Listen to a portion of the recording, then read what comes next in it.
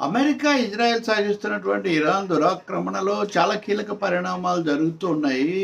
ఇవి భారతదేశం యొక్క ఇరుగు పొరుగున కూడా ప్రభావం చూపడం రెండో విషయం. మొదటిది, అమెరికా భూతల యుద్ధానికి సిద్ధమవుతుంది, మెరైన్లను పంపించడానికి సన్నాహాలు చేస్తుందని అమెరికా మీడియా రాస్తూ ఉంది.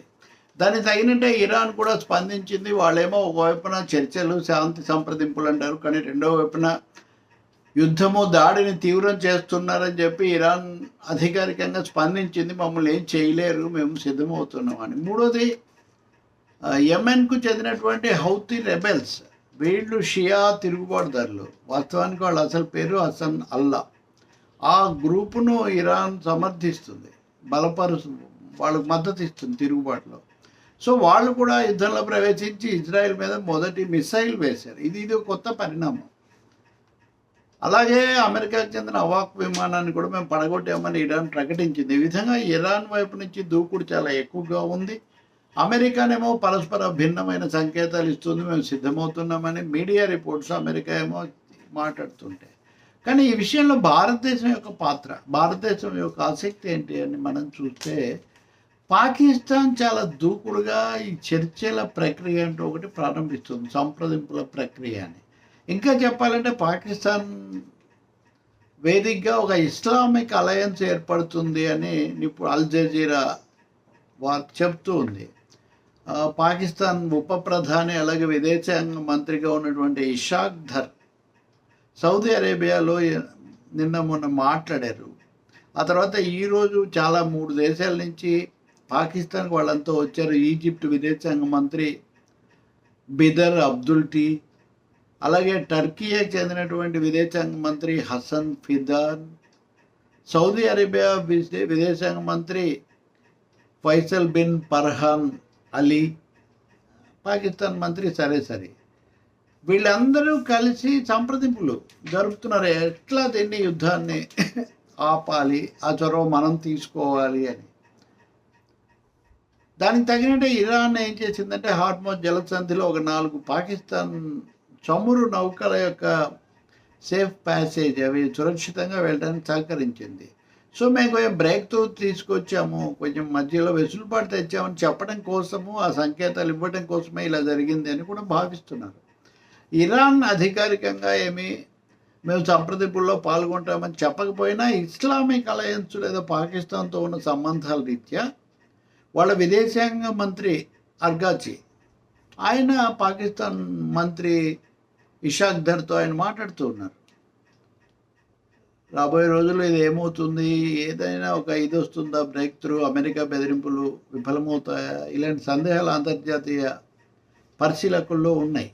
కానీ ఇక్కడ ఉరిమురిమి ఇంకేదో అయినట్టుగా ఇది భారతదేశం మీద చాలా ప్రభావం చూపిస్తుంది. ఇటు నమస్తే ట్రంప్ అని, హౌడీ మోడీ అని ఇంత హడావుడి చేసిన తర్వాత భారతదేశాన్ని బేఖాతరు చేసి భారత పాకిస్తాన్ యుద్ధాన్ని కూడా నేనే ఆపానని చెప్పినటువంటి ట్రంప్ ఇప్పుడు పాకిస్తాన్ను తన ప్రతినిధిగా ఎంచుకోవటం, అందులో అదొక తలాతోకాలైన ఒక సైనిక పాలనకు వీళ్ళు కూడా నడవని పరిస్థితిలో ఉన్న పాకిస్తాన్ను ఒక్కసారిగా అంతర్జాతీయ రంగస్థలం మీద ఈ 4 దేశాల యొక్క సంప్రదింపులను హోస్ట్ చేసే స్థితికి రావటం అన్నది ఇది చాలా సంచలనమైంది. సరే, విదేశాంగ మంత్రి జైశంకర్ మొన్న అఖిల పరిషత్ సమావేశంలో భారత్కు ఈ దళాల్ దేశ్ నహీ హై, మేమేం బ్రోకర్ దేశాన్ని కాదని అన్నారు. కానీ అంతకుముందు ఇజ్రాయిల్ వెళ్ళాం, అంతకుముందు అమెరికా వెళ్ళాం. కాబట్టి మోదీ ట్రంప్ ఎంత సన్నిహితులో అందరికీ తెలుసు.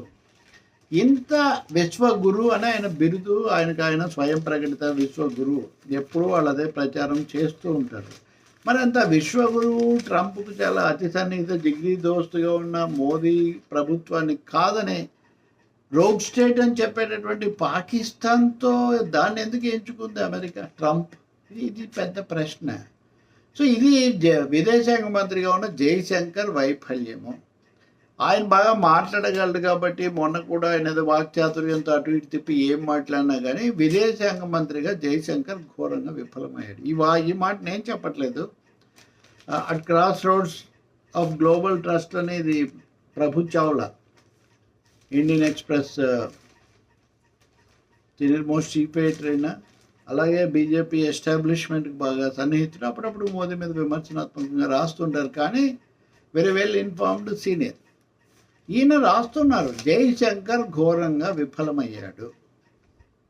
అసలు ఇంతవరకు భారతదేశ చరిత్రలో ఒక external affairs Indian foreign services IFS అధికారిని నేరుగా విదేశాంగ మంత్రిగా నియమించడం ఎప్పుడు జరగలేదు. ఈయన అనుభవజ్ఞుడే, ఇదివరకు బాగానే పనిచేశారు. రష్యాలో, అమెరికా, చైనాలో, అమెరికాలో కూడా రాయబారిగా ఉన్నారు. కాబట్టి ఆయన తీసుకోవడంలో సహాయానికి ఏమీ తప్పు లేదు. కానీ నేరుగా ఏకాఏకం తెచ్చి 2019లో విదేశాంగ మంత్రిగా నియమించినప్పటి నుంచి అసలు ఆయన నిర్ణయాత్మకంగా డెసిసివ్గా ఏమీ చెయ్యలేదు. ఇది ప్రభు చావ్లా చేస్తున్న తీవ్రమైన ఆరోపణ. గతంలో జవహర్లాల్ నెహ్రూయే విదేశాంగ మంత్రిగా ఉన్నారు. తర్వాత స్వరణ్ సింగ్, పివి నరసింహారావు, అటల్ బిహారీ వాజ్పేయి, సుష్మా స్వరాజ్, జశ్వంత్ సింగ్, యశ్వంత్ సిన్హా, ప్రణబ్ ముఖర్జీ, ఇలాంటి వాళ్ళు విదేశాంగ మంత్రులుగా చేసినప్పుడు భారతదేశానికి ఒక ప్రతిష్ట ఉండేది. వీళ్ళు వెళ్తే దాదాపు ప్రధానమంత్రి తర్వాత అంతర్జాతీయంగా అంత హోదా జయశంకర్ విదేశాంగ మంత్రికి ఉండేది. కానీ జయశంకర్ హయాంలో అదంతా పూర్తిగా అడుగంటిపోయింది. He he's become an executive foreign minister. మోదీయే విశ్వగురువు. మోదీ వెళ్తేనేమో దానికి విపరీతమైన ప్రచారము, ప్రభావము. ఈయన జయశంకర్ వాస్తవానికి 89 దేశాలకు 150 సార్లు వెళ్ళొచ్చాడు. ఈయన చాలా వాటికి వెళ్ళారు, కానీ ఏమీ ప్రభావం ఉండదు. జయశంకర్ మాట ఇది అన్నది ఏమీ చూడరు. ఆయన విశ్వసనీయత లేకపోవడం వల్ల తూకం చాలడం అంటారు, వెయిట్ సరిపోవటం లేదు. సో అందువల్ల గ్లోబల్ ట్రస్ట్కు భంగం ఏర్పడింది భారతదేశానికి. భారత విదేశాంగ విధానం ఇంత నిష్క్రియాప్రియంగా ఎప్పుడు లేదు. విశ్వగురుని ఈయన భజన చేయడం తప్ప ఆయన ఏమీ సత్తా చూపించలేదు. ఇంకో ముఖ్యమైన విషయం చెప్తున్నారు. ఏమని? బ్రిక్స్కు ఇప్పుడు మనం అధ్యక్ష స్థానంలో ఉన్నాం. Brazil, Russia, India, China, South Africa, BRICS ఇంకొన్నింటిని కలుపుకున్నాం. బ్రిక్స్కి అధ్యక్ష స్థానంలో ఉన్న భారతదేశము ఇంత కీలకమైన అంతర్జాతీయ సంక్షోభం, గల్ఫ్ దేశాలు ఇవన్నీ వస్తే ఎందుకు మనం క్రియారహితంగా ఉండిపోయాము? ఇది జయశంకర్ వైఫల్యం అంటారు. దీంట్లో 2 కోణాలు.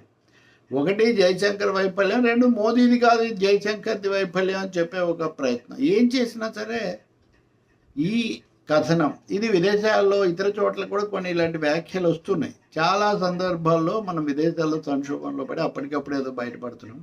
ఇప్పుడు ఇరాన్ కూడా భారతదేశానికంటే వాడు పాకిస్తాన్కి కూడా 4 నౌకలను అనుమతించేశారు. పాకిస్తాన్ వాళ్ళు స్పందిస్తూ ఉన్నారు.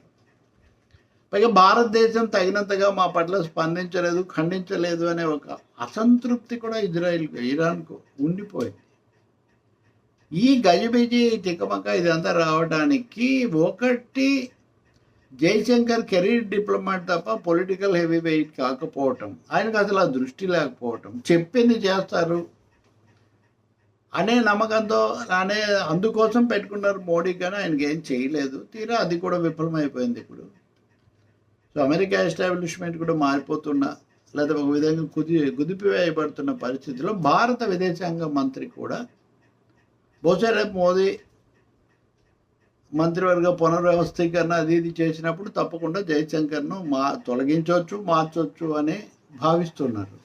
ఇది నిజానికి జయశంకర్ ఒక్కటే కాదు, భారత విదేశాంగ విధానంలో వచ్చిన సంక్షోభం, వైఫల్యం కూడా అవుతుందని చెప్పి మనం భావించాల్సి ఉంటుంది. ఇంకా ఇరాన్, అమెరికా పరిణామాలు ఎలా ఉంటాయి ఏంటి అన్నది మనం రేపు చూద్దాం.